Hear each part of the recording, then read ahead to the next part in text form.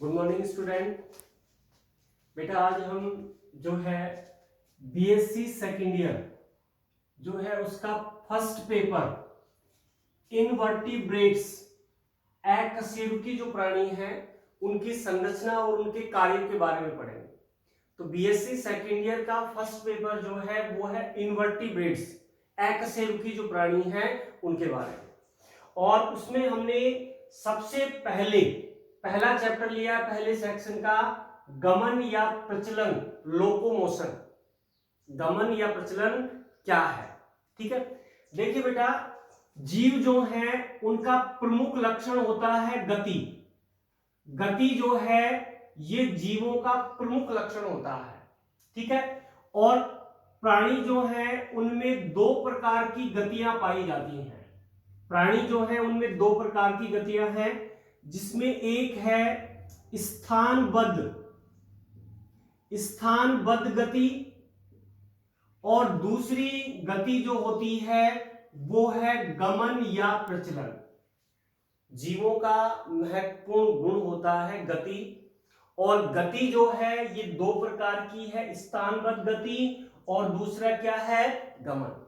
स्थानबद्ध गति क्या होती है, जिसमें प्राणी एक स्थान पर रहकर अपनी शारीरिक मुद्रा में परिवर्तन करता है। जैसे मैं यहां पर खड़ा हूं और मेरी शारीरिक मुद्रा में जो परिवर्तन हो रहा है ये गति जो है वो स्थानबद्ध गति कहलाती है।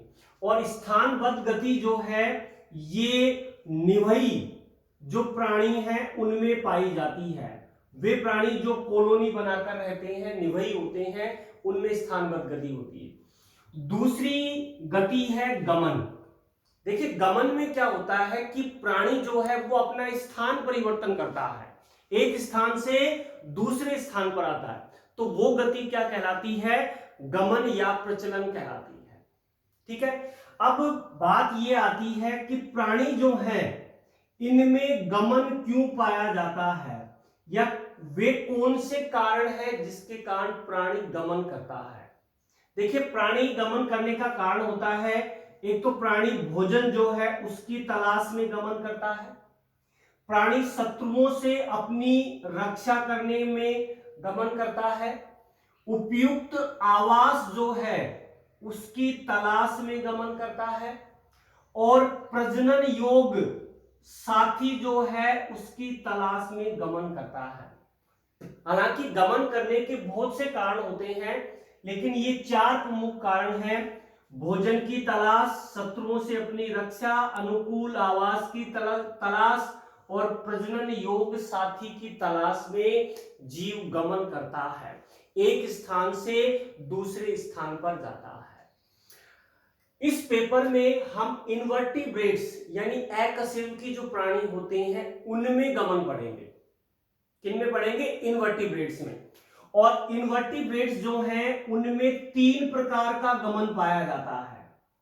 वो तीन प्रकार से गमन करते हैं। एक तो होता है इनमें वायुवीय गमन, और वायुवीय गमन जो है ये पंखों द्वारा होता है। वायुवीय गमन किसके द्वारा होता है, पंखों के द्वारा। और ये समानता आर्थ्रोपोडा के जो प्राणी है उनमें पाया जाता है, जैसे मक्खी है, मच्छर है, जो पंखों के द्वारा गमन करते हैं। दूसरा गमन है जलीय गमन। जलीय गमन जो है वो कूटपाद के द्वारा भी हो सकता है, पार्श्वपाद जो है उसके द्वारा भी हो सकता है, नालपाद उसके भी द्वारा भी हो सकता है, कसाब के द्वारा भी हो सकता है, और पक्षमाभ जो है उसके द्वारा भी हो सकता है।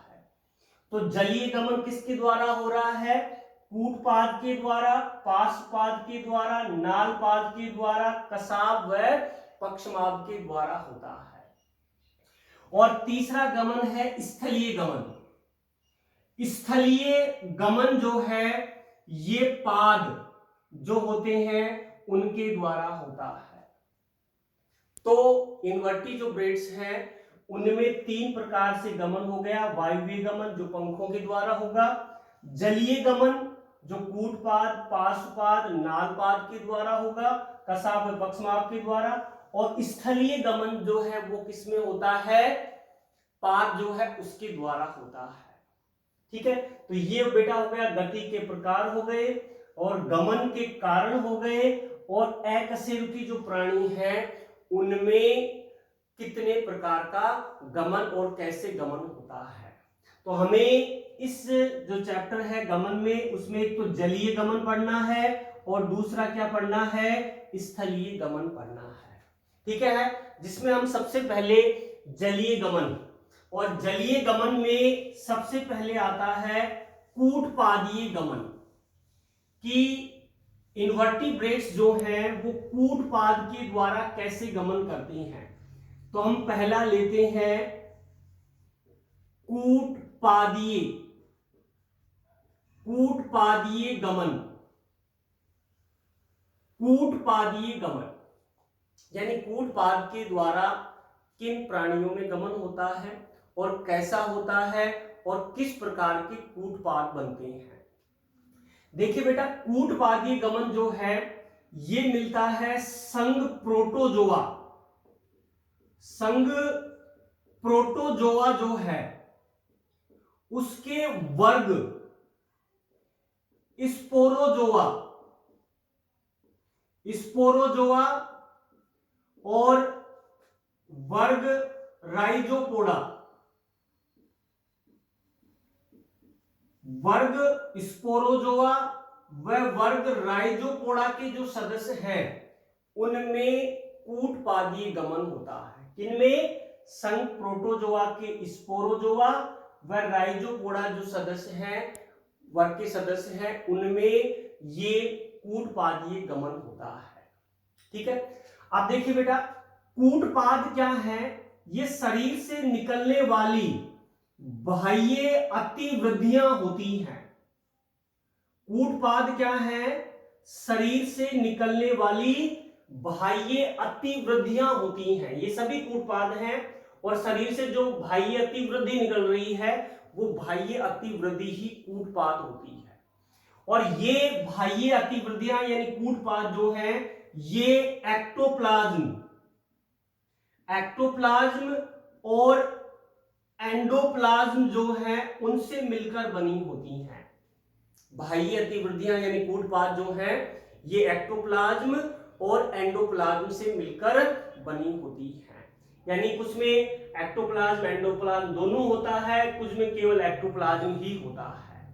ठीक है, एक्टोप्लाज्म प्रोटोप्लाज्म का बाह्य भाग होता है और एंडोप्लाज्म जो है ये प्रोटोप्लाज्म का आंतरिक भाग होता है। ठीक है, अब कूटपाद जो है ये 4 प्रकार के होते हैं। 4 प्रकार के होते हैं कूटपाद। 4 प्रकार कौन से हैं, जिसमें हम पहला लेते हैं लोबोपोडिया।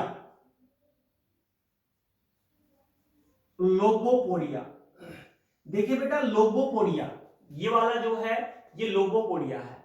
लोबोपोडिया क्या होता है कि जीव के शरीर से बाहर निकलने वाली एक अंगुली के समान संरचना होती है। जीव के शरीर से निकलने वाली अंगुली समान संरचना होती है, और ये एक्टोप्लाज्म के भी बने होते हैं और एंडोप्लाज्म के बने भी होते हैं। लोबोपोडिया जो अंगुली समान संरचना है, एक्टोप्लाज्म का भी बना है और एंडोप्लाज्म का भी ये बना होता है। ठीक है, दूसरी बात, लोबोपोडिया लगातार बनते बिगड़ते रहते हैं। बन जाता है फिर समाप्त हो जाता है, फिर बन जाता है फिर समाप्त हो जाता है। तो लोबोपोडिया लगातार बनते बिगड़ते रहते हैं। दूसरी बात, लोबोपोडिया पाया जाता है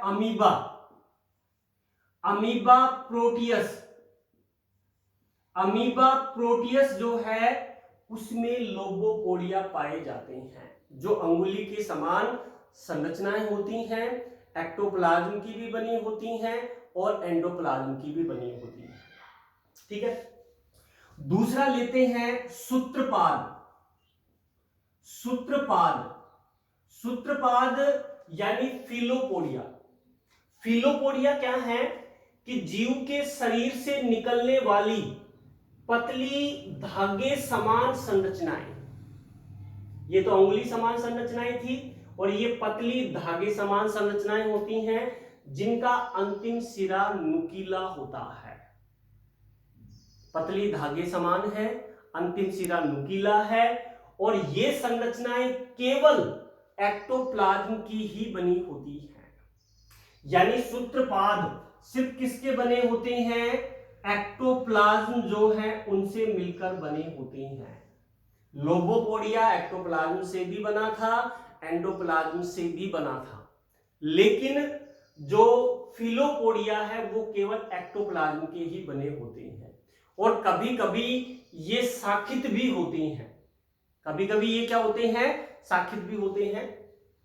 और इसका उदाहरण है अमीबा, अमीबा रेडियोसा।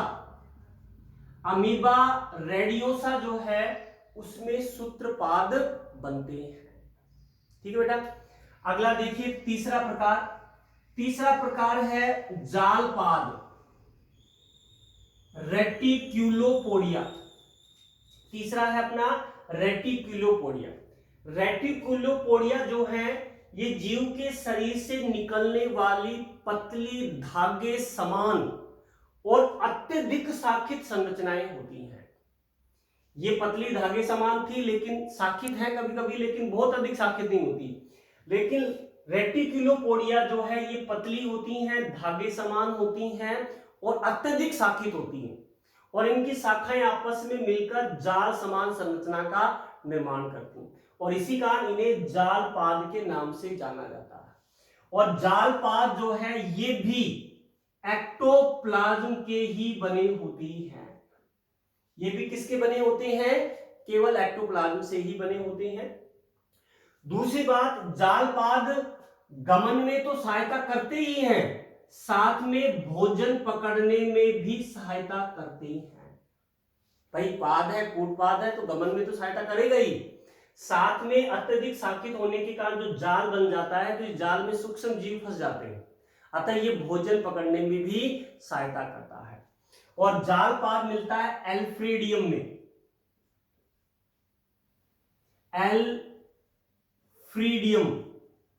एल्फ्रीडियम जो है उसमें जालपाद जो है उसका निर्माण होता है। एल्फ्रीडियम में क्या बनते हैं? जालपाद। लोबोपोडिया किसमें बनेंगे? अमीबा प्रोटियस में। सूत्रपाद किसमें बनेंगे? अमीबा रेडियोसा में। जालपाद किसमें बनते हैं? एल्फ्रीडियम जो है उसमें बनते हैं। और नंबर 4 आता है अक्षपाद, एक्सोपोडिया। अक्षपाद, देखिए बेटा अक्षपाद, ये अक्षपाद है। अक्षपाद क्या होता है कि किसी भी जीव के शरीर से निकलने वाली कठोर नुकीली संरचना, ये कठोर नहीं थी लेकिन ये क्या है? कठोर और नुकीली संरचनाएं होती हैं। कठोर क्यों होती हैं? क्योंकि इनके अंदर एक कठोर अक्ष पाई जाती है।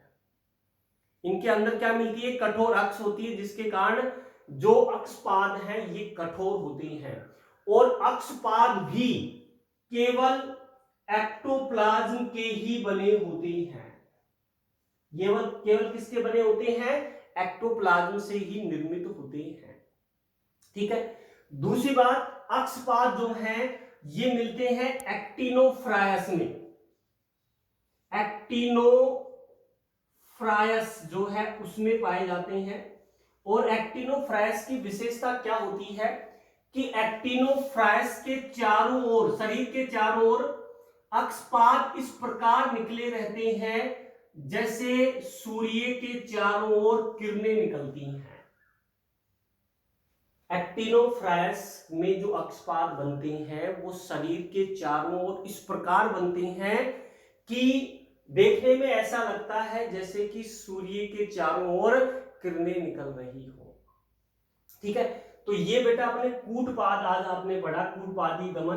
ठीक है। जो संघ प्रोटोजोआ के वर्ग स्पोरोजोआ और वर्ग राइजोपोडा के सदस्यों में पाया जाता है। ठीक है। 4 प्रकार के हैं। लोबोपोडिया जो अमीबा प्रोटियस में बनेगा, सूत्रपाद जो अमीबा रेडियोसा में, जालपाद जो एल्फ्रीडियम में, अक्षपाद जो एक्टिनोफ्रायस जो है उसमें बनते हैं। ठीक है। तो ये हो गया कूटपादीय गमन। ठीक है बेटा, आज के लिए इतना ही। Thank you.